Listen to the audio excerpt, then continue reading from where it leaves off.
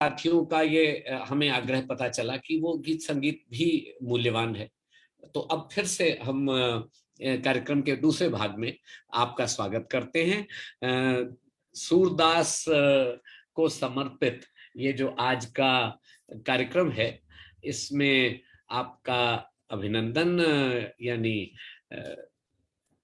Facebook पर जो साथी हमारे साथ हैं उनका भी, और जो साथी हमारे साथ जूम पर हैं उनका भी, सबका स्वागत है। और प्रयास ये है कि आप सब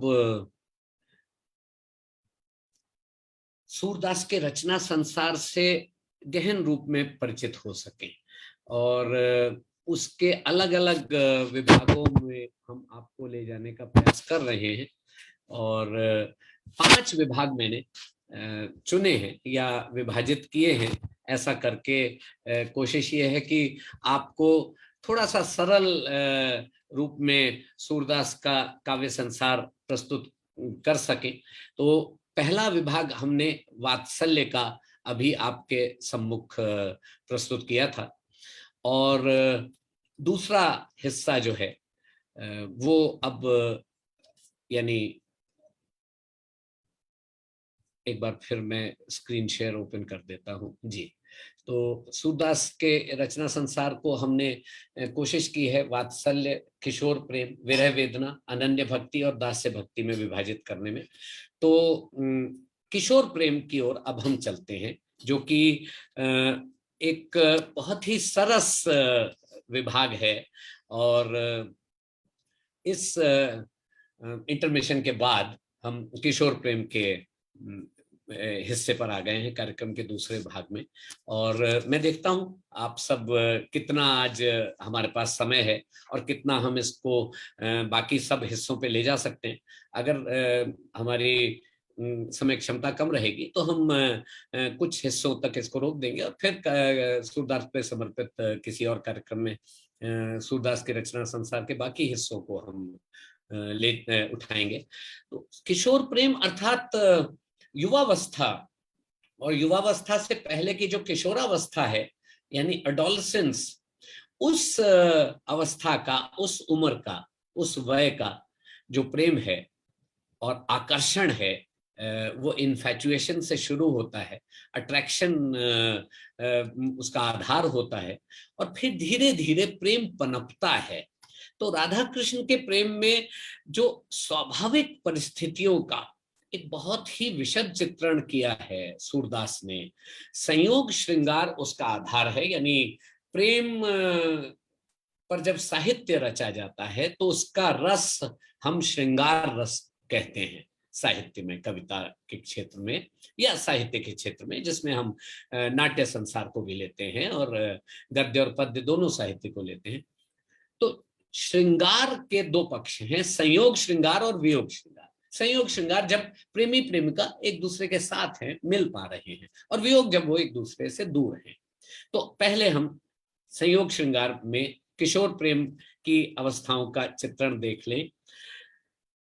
अब ये मिल रहे हैं कृष्ण और राधा पहली बार। राधा एक और गांव से है, कृष्ण के गांव से नहीं है। अब देखिए संवाद दोनों के बीच में।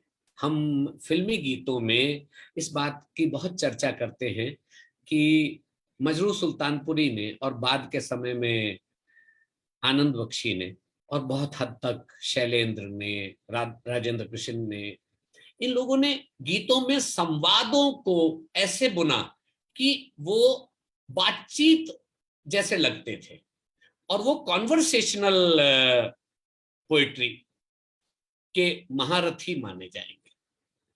आप सूरदास की कविता में इसे देखिए, ये भी सोचिए कि ये विधा, इस जॉनर को इन सब आधुनिक कवियों ने कहां से उठाया होगा।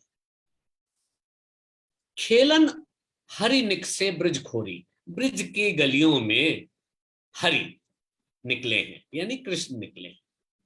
गए श्याम रवि तनया के तट, श्याम कहां गए? यमुना के तट। गए श्याम रवि तनया के तट, अंग लसत चंदन की रोरी। अंग लसत चंदन की, तो अंग पे चंदन है, रोली है, वो सब श्रृंगार के लिए बच्चों को लगाया जाता है। और घूमते फिरते अपने दोस्तों के साथ यमुना के किनारे पहुंच गए। अब ये वही वृंदावन है, ये वही यमुना है जिसके लिए बिहारी ने, जिसके लिए रहीम ने अपनी अपनी आकांक्षाएं कही हैं कि मन हुए जात अजो वहे वा जमुना के तीर। मन आज भी उसी जमुना के तीर पहुंचना चाहता है जहां की श्याम विराजा करते थे, वो उनका विचरण हुआ करता था, वो खेला करते थे।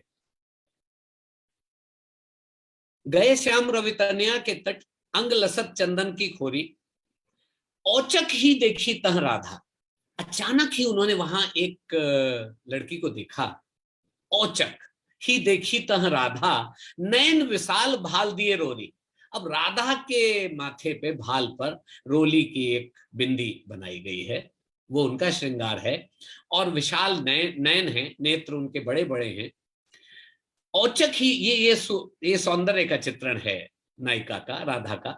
औचक ही देखी तह राधा, नयन विशाल भाल दिए रोरी, सूर श्याम देखत ही रीझे।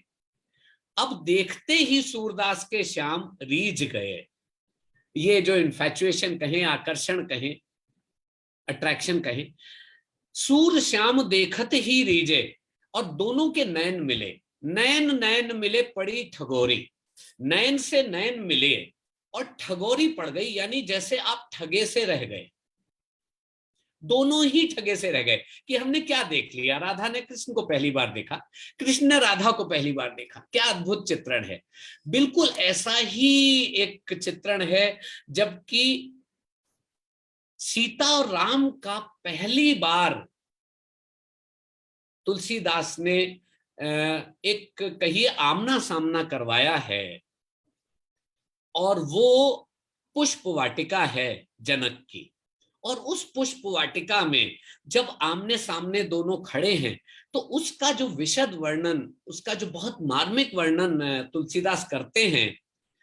और उसमें तुलसीदास को यह भी ध्यान रखना है कि राम मर्यादा पुरुषोत्तम है उनके लिए, तो कैसे उस मर्यादा का ध्यान रखते हुए वो राम और सीता के बीच एक आकर्षण और एक प्रणय संबंध का सूत्रपात दिखाएं। ये हम तुलसीदास के किसी कार्यक्रम में हम इसको उठाएंगे। लेकिन वहां एक बड़ी अद्भुत बात तुलसीदास करते हैं कि वो निमिष शब्द का प्रयोग लाते हैं। और निमिष परंपरा ये बताती है, यानी मैथोलॉजिकली निमिष एक राजा भी हुए जो कि जनक के कुल में जनक के पूर्वज हुए।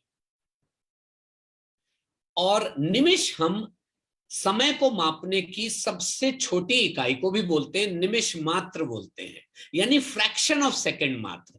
निमिष का क्या माप है, निमिष यूनिट क्या है, जितनी देर में पलक झपकती है उसे एक निमिष मात्र बोलते हैं। ये हमारी परंपरा संस्कृत हमें बताती है। तो जब हम बोलते हैं निमिष मात्र में ऐसा हो गया, अर्थात फ्रैक्शन ऑफ सेकंड में ऐसा हो गया। तो जब हम यूसेन बोल्ट या ऐसे ऐसे धावकों को देखते हैं तो वो कहीं 9.13 सेकंड, अब एक सेकंड का भी 100वां हिस्सा, तो इतना नाप पाते हैं। नाप तो और भी पाएंगे लेकिन इतना रेफर कर पाते हैं। तो हमारी पलकें जब झपक रही हैं उसको निमिष मात्र बोलते हैं। तो ऐसा कहा गया है पौराणिक कथाओं में कि जो पलकें हैं हमारी, उन पे राजा निमिष का वास है। प्रतीक रूप में सोच लीजिए, उन राजा का निवास हमारी पलकों पे है, और उनके वहां होने के कारण पलकों को झुकना पड़ता है और पलकें झपकती हैं, क्योंकि उनपे एक राजा बैठे हुए, उनका वजन है, उनका भार है। तो वो उनके कारण ही इसको हम निमिष मात्र बोलते हैं। जितनी देर में पलक खुल झुक के उठती है उसको निमिष बोल दिया, उन राजा के वहां होने के कारण। अब वो राजा हैं राम के पूर्वज, माफ कीजिएगा, दशरथ के या जनक के, हाँ मतलब दोनों में से एक के पूर्वज हैं, यानी दोनों के लिए वो पूर्वज हो गए। अब उन पूर्वज यानी उन गुरुजन की उपस्थिति में प्रणय का आदान प्रदान तो नहीं हो सकता। तो तुलसीदास ने इतना अद्भुत प्रयोग भाषा का और कविता का किया है कि उन्होंने कहा कि जैसा कि युवावस्था में कोई दो लोग मिल रहे हैं परिवार में, तो बुजुर्ग थोड़ी देर के लिए कमरे से उठ के चले जाते हैं। ऐसे राजा निमिष थोड़ी देर के लिए राम और सीता की पलकों से प्रयाण कर गए, चले गए, उन्हें अकेला छोड़ दिया। अब दोनों की नैनो नैन में जो ठगोरी पड़ गई, एक दूसरे को देखते रहे, वो मर्यादोचित हुआ, मर्यादा में हुआ, क्योंकि कोई बुजुर्ग थे नहीं वहां। ये उस काल के अनुसार ये चित्रण और ये मर्यादा का कोई वर्किंग अराउंड निकाला करते थे कवि। तो हम सूरदास के पास वापस आए।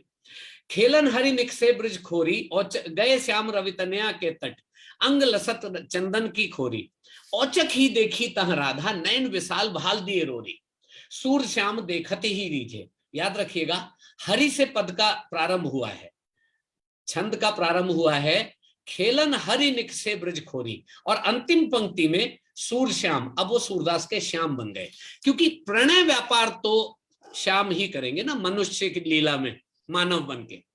सूर श्याम देखत ही रीझे, नैन नैन मिले पड़ी ठगोरी। अब इसके बाद एक और पद आएगा सूर सागर में, और उसमें देखिए सूरदास दोनों के बीच का वार्तालाप दिखाते हैं, जिसे मैं कह रहा था कॉन्वर्सेशनल पोएट्री। बूझत श्याम, अब श्याम का सवाल आता है राधा से, बूझत श्याम कौन तू गोरी, जानते तो है नहीं एक दूसरे को। बूझत श्याम कौन तू गोरी, कहां रहती काकी तू बेटी, देखी नहीं कबहू ब्रिज खोरी, हमारे ब्रिज में तुझे हमने देखा नहीं कभी, तू रहती कहां है, किसकी बेटी है, तेरा नाम धाम क्या है, अपना आता पता कुछ तो बता भाई। बूझत श्याम, क्या तरीका है बात कहने का। बूझत श्याम कौन तू गोरी, कहां रहती काकी तू बेटी, देखी नहीं कबहू ब्रज खोरी। अब राधा का, एक छोटी सी बच्ची का उत्तर देखिए, काहे को हम यहां तनी आवत, मैं तो दूसरे गांव की रहने वाली हूं, काहे को हम यहां तनी आवत, खेलत रहत अपनी पौरी, पौरी मतलब अपना गांव, पुर, जहां से पुर आता है। आजकल आप देखते हैं हर गांव और शहर के नाम में पुर मिलेगा आपको, पुर अर्थात वो ग्रामीण अपना इलाका। काहे को हम यहाँ तनी आवत, खेलत रहत आपनी पौरी, सुनत रहत श्रवणन नंद ढोटा, करत रहत माखन दधि चोरी। हम अपने गांव में खेलते रहते हैं, हम यहाँ क्यों आए, यहाँ का तो माहौल बड़ा खराब है, हम सुनते रहते हैं यहाँ कोई नंद का लड़का है जो इधर उधर माखन चुराता घूमता रहता है, ऐसी संगत में हम पढ़ना नहीं चाहते। आप इस पे मुस्कुराए बिना नहीं रह पाएंगे। ये सूरदास का बाल मनोविज्ञान का अद्भुत चित्रण है। राधा ये उत्तर दे रही है, जो कि सामान्य रूप से किसी भी लड़की की तरफ से, अगर कोई लड़का पहल कर रहा है तो उसकी तरफ से एक डिटरेंट दिया जाएगा, हमेशा ऐसा होगा। तो काहे को हम यहाँ तनी आवत, खेलत रहत अपनी पौरी, सुनत रहत श्रवणन नंद ढोटा, करत रहत माखन दधि चोरी। अब ये बोल दिया उन्होंने, अब कृष्ण को तो जवाब देना है, and he has to come with one upmanship. कुछ तो ऐसा बोलना है कि ये जो लड़की अभी हमें चोर मान रही है, इसे अगर पता चल जाए कि हम वही हैं, तो जिंदगी भर के लिए दूर हो जाएगी, मतलब हमें तो इसने विलेन माना हुआ है।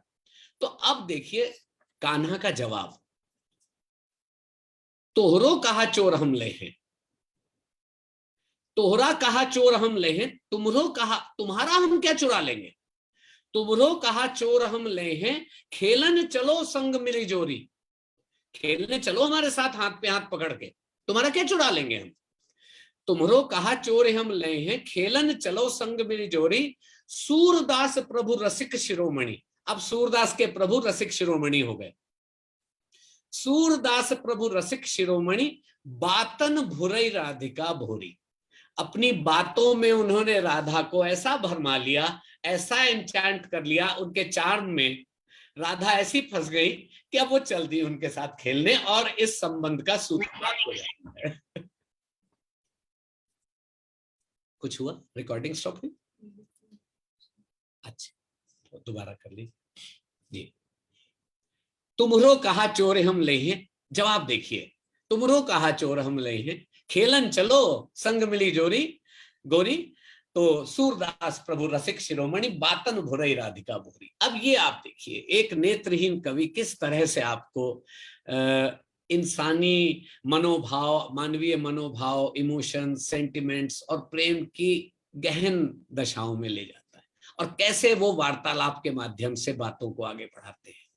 अब जब दोनों का प्रेम आगे बढ़ता है तो धेनु दुहत, एक और पद देखिए, धेनु दुहत अति ही रति बाढ़ी। अब पूरे ब्रज भूमि में सबके घरों में गायें हैं और ये काम होता है, गाय का दूध निकालना है। और आप में से जो भी चाहें, बल्कि मुझे अच्छा लगेगा अपने अपने वीडियोस ऑन कर लें। तो मैं इसलिए कह रहा हूं क्योंकि मुझे लगता है मैं एक ब्लैंक वॉल को एड्रेस कर रहा हूं। सभी के सभी वीडियो ऑफ करके बैठे रहते हैं। आप सोचिए मेरे पास तो ये सुविधा नहीं है, तो आप भी ये सुविधा मत लीजिए। और क्या है, आप वीडियो ऑन कर लीजिए तो अच्छा लगता है, कम से कम लगता है मैं किसी से बात तो कर रहा हूं, एक एक संवाद की प्रतीति होती है। तो धेनु दुहत, धन्यवाद विनय जी, धन्यवाद। और भी लोग हिम्मत कर लीजिए और अच्छा लगेगा। धेनु दुहत अति ही रति बाढ़ी, थैंक यू संगीता जी। अब धेनु दुहत यानी गाय को दुहते समय दोनों के बीच में प्रेम बढ़ रहा है। कैसे? धेनु दुहत अति ही रति बाढ़ी, एक धार दोहनी पहुंचावत।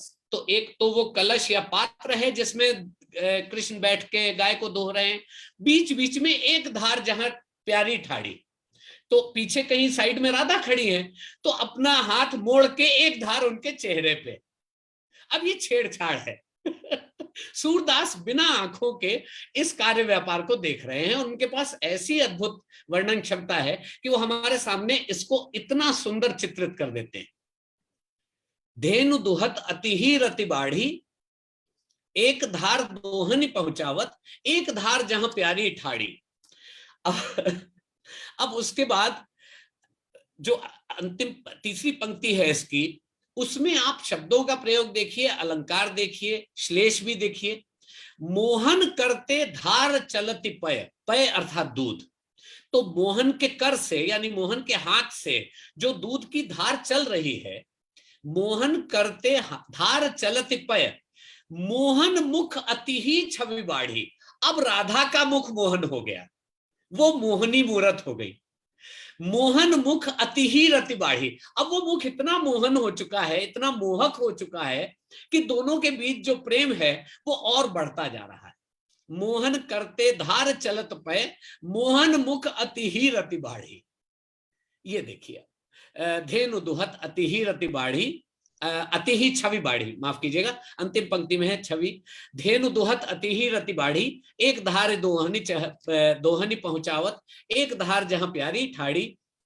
मोहन करते धार चलति पय, मोहन मुख अति ही छवि बाढ़ी। अब राधा की छवि सुंदर हो गई है, तो इससे दोनों के बीच में एक निकटता बढ़ती जाती है। चाहे बातें नहीं कर रहे हैं कोई, लेकिन दोनों के बीच में जो एक अंतर संबंध है और मौन में जो भाषा है, उसका जो चित्रण है, इसी सब पे सूरदास के बाद के समय में और भी कवियों ने अद्भुत अद्भुत चित्रण किए हैं, प्रयोग किए हैं। बिहारी का एक दोहा है, मैं यहां जरूर आपको सुनाना चाहूंगा, इसको ध्यान से सुनिएगा। 7 कार्य व्यापार आएंगे इसमें, दोहे की एक पंक्ति में। दोहे की पंक्ति बहुत छोटी सी होती है, 13 मात्रा 11 मात्रा में दोहा एक पंक्ति खत्म हो जाती है। 7 कार्य व्यापार सुनिए। कहत नटत रीझत खिजत, मिलत खिलत लजियात। 7, कहत नटत रीझत खिजत, मिलत खिलत लजियात। ये 7 काम हो रहे हैं। कह लेते हैं नायक नायिका कुछ, कहत नटत, एक कहता है दूसरा नट जाता है, मुकर जाता है, या कहने वाला कह के नट जाता है। ये आपकी कल्पना शक्ति पे है।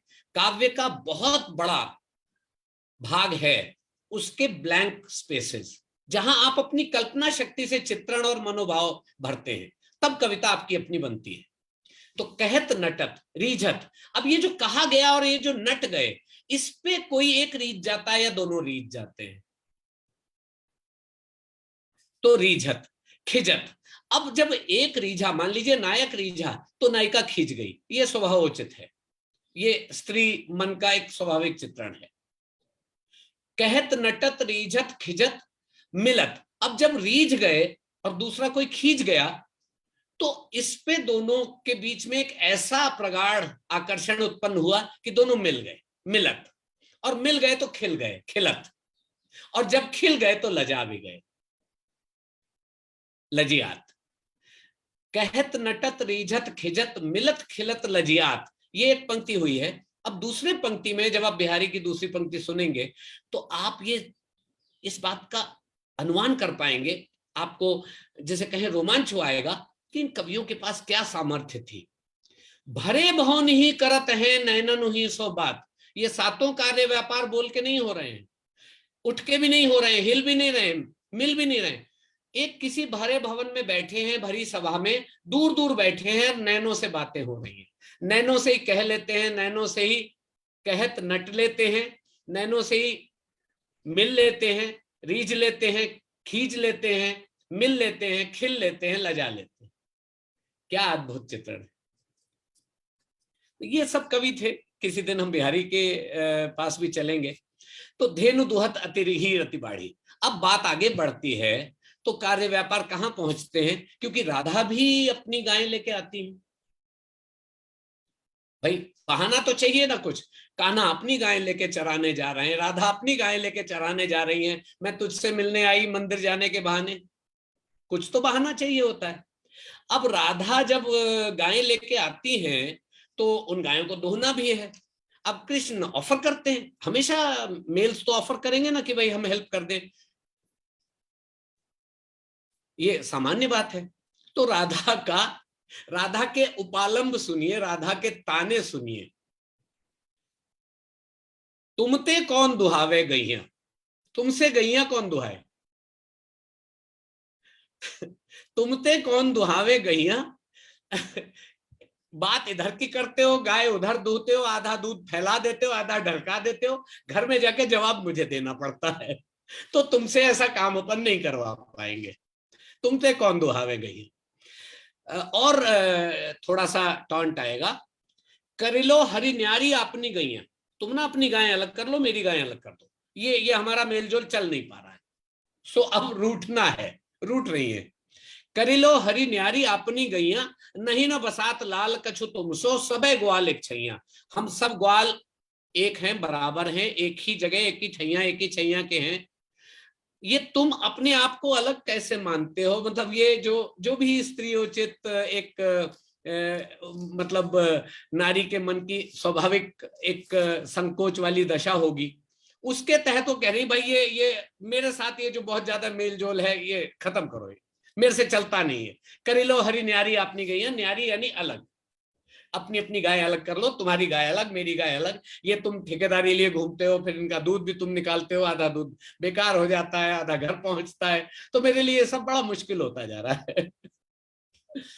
तो इन्हीं में फिर जो आपने कुछ पद अभी तक सुन लिए, तो जैसे पंडित जसराज से सुना, चितवन रोके हु न रही।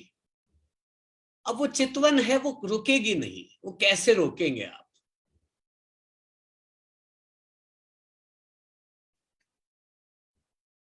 अलग अलग कवियों ने इन पे बहुत प्यारी प्यारी गहरी गहरी बातें कही हैं। सबसे ऊंची प्रेम सगाई, इसी का हमें आधार दिया सूरदास ने।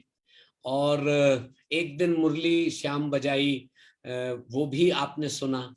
तो ये जो अनोखे उपमान हैं और बहुत सुंदर चित्रण है किशोर प्रेम का, संयोग श्रृंगार और युवावस्था की प्रेम आकर्षण का और प्रेम लीला का, इसमें राधा कृष्ण के प्रेम में जो स्वाभाविक परिस्थितियों का एक विशद चित्रण है, उसका कोई मुकाबला नहीं है।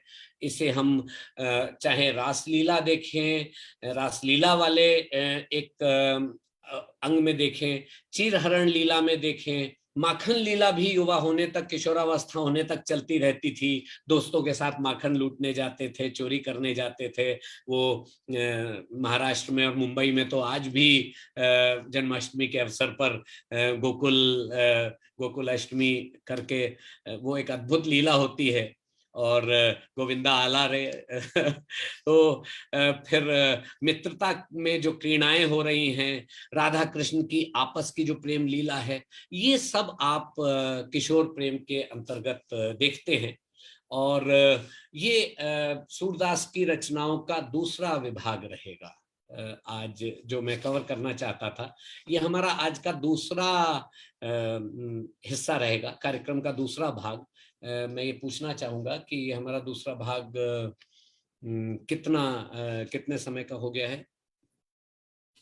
आप टाइमिंग बता पाएंगे मुझे? नहीं, मुझे अभी, हमने जब से सेकंड पार्ट शुरू किया अभी तक। जी बताइए। जी, तो ये दूसरा भाग है। मेरा प्रयास ये है कि किशोर प्रेम के बाद आपको, किशोर प्रेम के बाद जो मैं कवर करना चाहता हूं वो है विरह वेदना का अंग, जिसमें गोपियों की विरह व्यथा और वियोग श्रृंगार की पीड़ा, यानी प्रेमी प्रेमिका के दूर होने की जो पीड़ा है, वो उसका जो मार्मिक अंकन किया है सूरदास ने गोपियों के माध्यम से। और फिर धीरे से उद्धव का समावेश आ जाएगा, उद्धव का प्रवेश होता है हमारी इस कथा में। और फिर एक भ्रमर को संबोधित करते हुए भ्रमर गीत वाला हिस्सा सूरदास के सूर सागर में रचित होता है। और यही अंतर मधुकर एक आयो, निज स्वभाव अनुसार निकट हुई सुंदर शब्द सुनायो। और उस मधुकर को संबोधित करते हुए गोपियां उद्धव को काफी कुछ सुनाती हैं, खरी खोटी भी कहती हैं, उपालंभ भी देती हैं, ताने भी मारती हैं और उन्हें वहां से जाने को कहती हैं। तो ये एक बड़ा ही गहरा विशद हिस्सा है सूर काव्य का, जिसका अगला हिस्सा रहेगा अनन्य भक्ति, जो कि प्रेम आधारित है। ये गोपियों की अनन्य भक्ति है, कृष्ण के प्रति प्रेम आधारित भक्ति है। इसमें गोपियां कृष्ण के अतिरिक्त कुछ जानती ही नहीं, कुछ सुनना नहीं चाहती, कुछ मानती नहीं। तो इसमें जो अनन्य भक्ति वाला हिस्सा है, इसमें अद्भुत बातें आएंगी। ऊधो मन न भय 10-20, एक खुतो सो गौ श्याम सन, को अपराधे ईश ना, मेरो मन अनंत कहाँ सुख पावे। ऐसी बातें सूरदास कहते हैं, जैसे उड़ जहाज को पंछी उड़ जहाज पे आवे। फिर वो इस पे मैं आपको ये भी बताना चाहूंगा कि बाद के समय में जैसे भारतेंदु हरिश्चंद्र ने एक अद्भुत पद लिखा है, जैसे शायद सब जानते हो या ना जानते हो, या जानते भी हो तो शायद ऐसा ना मानते हो कि सूरदास का पद है। ऊधो जो अनेक मन होते, ऊधो जो अनेक मन होते, एक देते हम श्याम सुंदर को, एक ले जोग संजोते। क्योंकि उद्धव तो योग सिखाने आए हैं, वो कहती हैं हम किस मन से योग सीखें। एक हो तो सो गौ श्याम संग को अब राधे ईस। तो इस हिस्से में मैं आपको ले जाना चाहूंगा। फिर वो उद्धव से पूछेंगी हम सो कहत कौन की बातें। फिर उद्धव को कहती है कि उद्धव जाओ जान्यो ज्ञान तिहारो, हमें नहीं चाहिए तुम्हारा ज्ञान। फिर वो पता नहीं उद्धव को कितने उपालंब देंगी, कितने सरकाज़म के थ्रू, कितने रिडिक्यूल के थ्रू बोलेंगी कि संदेशन मधुवन खूब भरे, ऊधो भली करी तुम आए। ऐसे ही जन दूत कहावत, दूत ऐसे ही होते हैं, ये तुम कृष्ण के मित्र हो। ऊधो पा लागो भली आए, टॉन्ट में बोलेंगी। हम सो कहत कौन की बातें। इन सब वर्सेस के, इन पदों के गहराई में मैं जानना चाहूंगा आपको, आपके साथ। और फिर ये वो वाला हिस्सा है जहां यशोदा और नंद का भी कृष्ण के प्रति जो विरह प्रेम है, विरह वेदना है, वो उमड़ के आएगी। जब यशोदा नंद को कहेंगी छाण स्नेह चले मथुरा, जब वो चले मथुरा की तरफ, तो कत दौड़े ना चीर गए हो, तुमने उनका कपड़ा, उनकी चीर क्यों नहीं पकड़ ली, रोक क्यों नहीं लिया उनको। फिर नंद उनको उपालंब में वापस टॉन्ट करेंगे, तब तो तू मारी बोई करती, तब तो तू मारा ही करती थी उसको, है दौड़ दौड़ के उसको डांटा करती थी, मारा करती थी। अब ले भांडे भरती, अब अपने खाली भांडे भरती ना सुबह शाम, अब तो कृष्ण चलेगा। ये राधा कृष्ण, ये नंद और यशोदा के बीच का वार्तालाप है।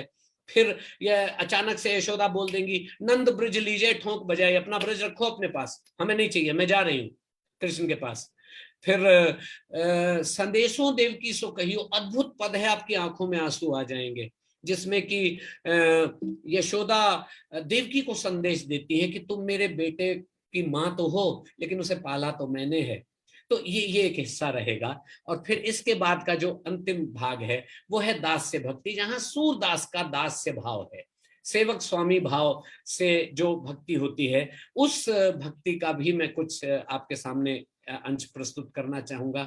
तो ये एक रहेगा अंश। ये फिर से सेकंड पार्ट हमारा लगभग 30 मिनट का अभी तो पूरा होता है। मैं एक बार फिर आपके सम्मुख एक छोटा सा इंटरमिशन रखना चाहूंगा और फिर आपसे पूछूंगा उस इंटरमिशन के समाप्त होने पे कि आप क्या चाहते हैं, क्योंकि लगभग लगभग काफी हिस्सा कार्यक्रम का अभी बाकी है। तो अभी फिर से हम आपको कुछ संगीतिक प्रस्तुतियां आपके सामने रखेंगे। प्रयास ये रहेगा कि आप उन रचनाओं को सुने जो आपने अभी तक नहीं सुनी है। एक रचना रहेगी गिरिजा देवी जी के स्वर में। अद्भुत सुगम संगीत गायिका रही हैं हमारे यहाँ विदुषी गिरिजा देवी जी। और मुकेश के स्वर में मैं चाहूंगा एक रचना आप सुनिए। दोनों सूरदास की रचनाएं रहेंगी। और जिन साथियों ने प्रारंभ का हिस्सा नहीं सुना, जो देर से आए हों, अगर वो चाहेंगे तो जो हमने आपको प्रारंभिक कार्यक्रम के प्रारंभिक हिस्से में जगजीत सिंह के की आवाज में अखियां हरिदर्शन की प्यासी सुनाया था, और पुरुषोत्तम दास जलोटा जी की आवाज में पुरुषोत्तम दास जलोटा जी, जो कि अनूप जलोटा जी के पिताजी होते हैं, पुरुषोत्तम दास जलोटा जी के स्वर में हमने ऊधो मन न बहे दसवीं सुनाया था, जो आज के कार्यक्रम का शीर्षक भी है। और येसुदास के स्वर में हमने आपको सुनाया था एक बहुत ही प्यारा सा भजन कहिए, वो है सूरदास का ही पद है, मेरो मन अनंत कहाँ सुख पावे। और अगर हो सका तो लता का भी एक बहुत प्यारा वो है, लता की रेंडरिंग है, निस दिन बरसत नयन हमारे। तो हो सका तो ये सब आपको हम सुनाना चाहेंगे। और उसके बाद आप चाहेंगे तो कार्यक्रम को आगे बढ़ाएं, नहीं तो हम कार्यक्रम का समापन कर सकते हैं, क्योंकि 5 बजे कार्यक्रम शुरू हुआ है, 7 बजा चाहते हैं। इतने संगीतमय प्रस्तुतियों को सुनने में 15 मिनट तो लगेंगे ही। उसके बाद आप चाहेंगे तो हम सूरदास के आज के कार्यक्रम को आज यहाँ विराम या अर्धविराम दे देंगे। फिर आने वाले किसी समय में सूरदास के जो बाकी 2-3 हिस्से हैं, विरह वियोग का, गोपियों की विरह वेदना का वर्णन, और फिर प्रेम आधारित अनन्य भक्ति गोपियों की, और उसके बाद सूरदास की दास्य भक्ति, इन 3 हिस्सों को एक और कार्यक्रम में कर सकते हैं। ये आपके लिए मैंने ओपन छोड़ दिया। अब आप कुछ संगीत में प्रस्तुतियां सुनिएगा। मैं फेसबुक के सभी साथियों से ये निवेदन करूंगा कि वो इस लाइव स्ट्रीमिंग में ब्रेक के बाद, अगर अगली लाइव स्ट्रीमिंग में कोई कॉपीराइट इशू है जिसमें कि हम संगीत की प्रस्तुतियां आपके सामने देंगे, तो उस वक्त फेसबुक लाइव स्ट्रीमिंग को ऑटोमेटिकली रोक देगा। अब अगर फेसबुक ऑटोमेटिकली उसको रोक देता है तो आपसे ये निवेदन रहेगा कि आप जूम पे हमारे साथ ज्वाइन कर लीजिए। और जूम पे आप हमारे साथ ज्वाइन कर लें तो आप यहाँ जुड़ सकते हैं। अगर आप नहीं भी ज्वाइन करना चाहते तो थोड़ा सा धैर्य रखिएगा, और हम इस म्यूजिकल इंटरल्यूड के बाद, इस म्यूजिकल इंटरमिशन के बाद हम आपसे फिर जुड़ जाएंगे। तो हम दोबारा लाइव स्ट्रीमिंग जब शुरू करेंगे, वो वाला हिस्सा कॉपीराइट वायलेशंस में नहीं आएगा। तो ये एक तरह से हमने आपको अभी प्रोग्राम का प्रारूप बताया, एक प्रयोग की तरह हम इसको कर रहे हैं। आई होप इससे ये भी होगा कि हमारे जो लंबी बातें होती हैं, इसके छोटे छोटे आधे आधे घंटे के मॉड्यूल्स रहेंगे यूट्यूब पे भी और फेसबुक पे भी। तो शायद ऑडियंस के लिए उनको रिविजिट करना, उनको सुनना थोड़ा सा बेहतर रहेगा। ये कोशिश है साहब। We are just trying to evolve.